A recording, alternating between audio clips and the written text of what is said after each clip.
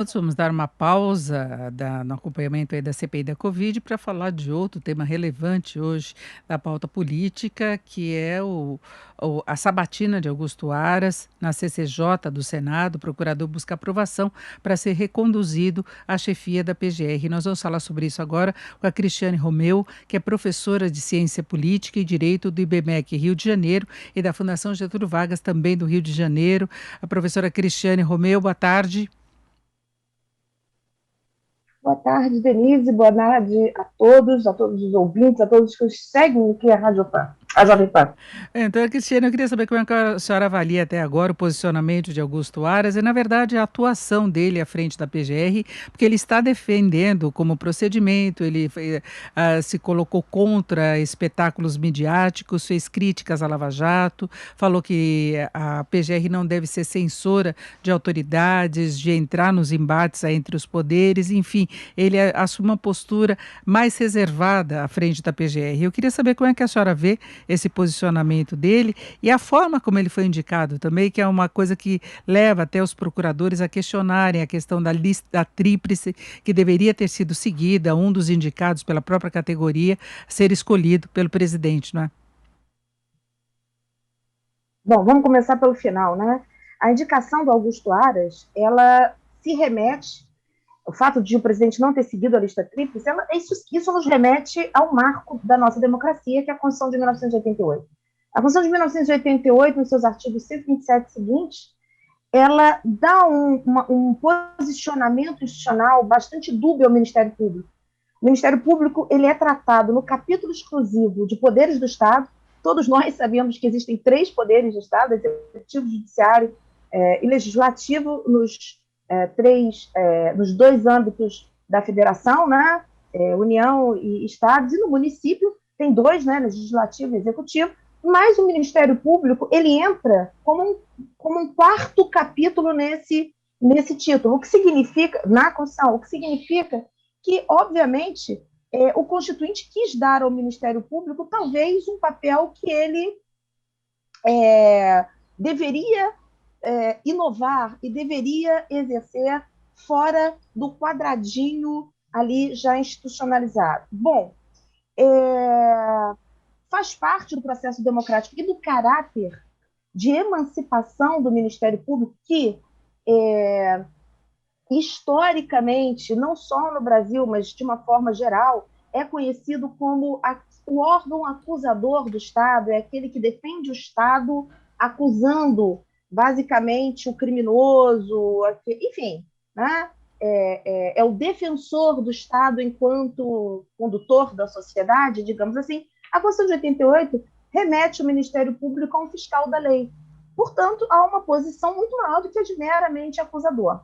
E aí, óbvio, com essa autonomia toda, imagina-se que, apesar do relacionamento com os três poderes e de depender financeiramente de alocações orçamentárias do Poder Executivo, de indicação do Poder Executivo, a gente imagina que a questão da escolha interna do promotor, do procurador que vai comandar a instituição, deva ser feita interna corporis, ou seja, os próprios procuradores eles votam em três candidatos e é de bom tom, assim como aconteceu nas universidades federais, né, que o reitor fosse o primeiro escolhido da lista, e aí sim, o procurador-geral o primeiro escolhido da lista.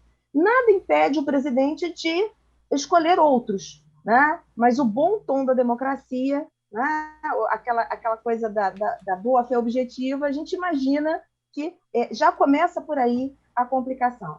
Em relação à questão midiática, eu vejo com bons olhos que ele não goste muito dessa questão midiática. Eu acho que os operadores da lei e do direito deveriam se prezar por não se transformarem em questões da mídia, né, em homens, digamos assim, show. Mas, e aí a gente teria que analisar em outra situação, contudo, a questão da Lava Jato ela traz para a gente um cenário muito complicado. Né? A própria Lava Jato ela confundiu o papel do promotor barra procurador de justiça, porque ela foi em âmbito federal, né? Âmbito federal é procurador, âmbito estadual é promotor, com o papel do juiz. né? O juiz comandou o Ministério Público no caso da Lava Jato, lá em Curitiba. O juiz ele deu ordens ao Ministério Público, ele sugeriu, o Ministério Público trocou ideias com o juiz. O que, na verdade, em termos de letra de lei, isso não deveria acontecer. Isso em termos de garantismo, mas a gente não está falando de direito, a gente está falando de política. O fato é que a Lava Jato ela foi algo extremamente inovador, nos faz pensar sobre as nossas instituições de justiça, o que queremos delas, se queremos esse papel de neutralidade, se não queremos, pensar até mesmo o papel do próprio judiciário, mas nos traz essas questões muito complicadas num primeiro momento, né? Como o Procurador-Geral de Justiça deve se, no atual contexto, em pleno século XXI, no ano de 2021, como o Procurador-Geral de Justiça deve se comportar.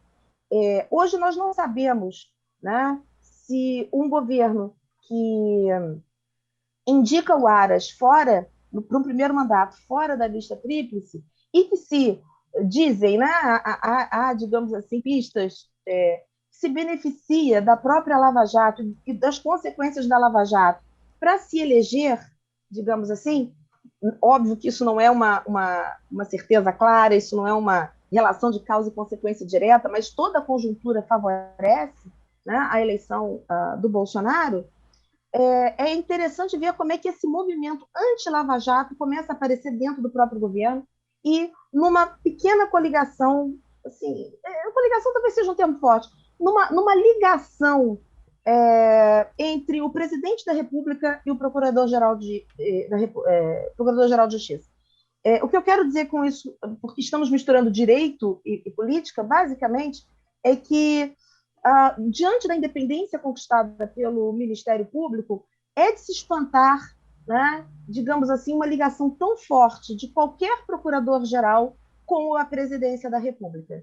Né? E é de se espantar que um procurador-geral também se manifeste, digamos assim, contra alguns movimentos inerentes ao próprio Ministério Público, que são resultado de uma emancipação do Ministério Público.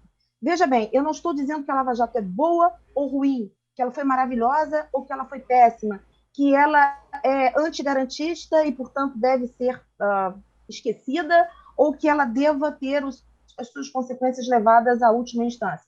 O que eu estou dizendo é que, se um promotor de justiça de carreira vê com maus olhos o empoderamento de uma instituição como o Ministério Público, principalmente no que tange a questões da Lava Jato e da sua independência em relação a políticos, a governos, né? Isso me parece algo a ser pesquisado, algo interessante.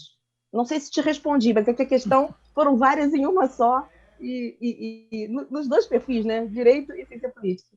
Exatamente, se imaginava até que a Lava Jato tinha instituído uma nova forma de investigação, de punição, de combate à corrupção aqui no país. E aí a gente viu o esvaziamento da operação, a forma como o ex-juiz e ex-ministro saiu do governo Bolsonaro, o esvaziamento total da operação e decisões dela sendo desfeitas, né, por várias frentes aí da justiça. Eu acho que o maior simbolismo fica aí em relação aos processos contra o ex-presidente Lula, mas vários outros processados e condenados também estão tendo alívio das penas, revendo todo o procedimento da Lava Jato, e teve essa participação também da PGR em esvaziar a força, né, a presença da operação. Uma possível explicação em relação a isso é que a Lava Jato, o Moro e os procuradores lá do Paraná, eles, digamos assim, eles passaram um pouquinho, para não dizer bastante, para dizer mais sutil, das fronteiras da norma jurídica. Né? A gente tem uma coisa chamada devido processo legal, que nos é fornecido pela lei, e dentro dele há espaço, sim, para inovações, mas não tanto. Então, quando a gente vê juízes e procuradores que deveriam estar tradicionalmente em polos opostos, ou pelo menos em lugares diferentes, com o advento da Constituição de 88, que podem vir a colaborar, mas acabam trazendo para o Brasil tanto na atuação do Ministério Público, no caso da Lava Jato, quanto na figura do juiz Sérgio Moro, jamais poderia ver isso nas duas figuras. A ideia do juiz de instrução, o juiz que conduz as investigações, né? Por exemplo, países que adotam o juiz de instrução, ou você tem um corpo de juízes especial para isso, ou você tem outra instituição própria para isso, e o Ministério Público passa a ser apenas um ajudante. Ele não tem a importância que tem o Ministério Público para nós, no nosso ordenamento jurídico constitucional. Né? Quando a gente vê juiz e procuradores ao mesmo tempo, né, absolutamente empenhados em condenar alguém, e mais uma vez, a resposta é jurídica, não se trata aqui de dizer quem é inocente, quem é culpado, e nem de politizar a resposta, mas somente dizer que os lugares desses dois atores políticos estava trocado, estava confuso. Né? Há que se levar em consideração que a própria PGR da época segurou essa conduta, o Supremo Tribunal Federal ele ajudou, né, no momento em que ele disse que prisão em segunda instância era absolutamente constitucional, e é bem curioso saber que quando os processos chegam à última instância, que é exatamente o plenário do Supremo, toda a investigação é anulada, né, ou tornada nula, não lembro exatamente qual foi o resultado, fazendo com que, para se processar novamente todas essas pessoas, há que se começar novamente, desculpe aí a redundância, do início, né? Passo a passo, e não necessariamente as provas obtidas antes terão validade. Então, assim, é um cenário muito esquisito, digamos assim, do ponto de vista jurídico. Você não consegue olhar para a norma legal e dizer, olha, o Supremo funciona assim, a PGR funciona assim, a Presidência da República funciona assim, falta né? O delimitação, Legislativo né? vai se comportar dessa maneira. É isso, nós ouvimos a Cristiano Romeu, que é professora de Ciência Política e Direito do IBMEC Rio de Janeiro e da FGV Rio de Janeiro. A doutora Cristiane, muito obrigada, uma boa tarde. Eu agradeço a todos os ouvintes e desejo a todos uma boa tarde. Obrigada.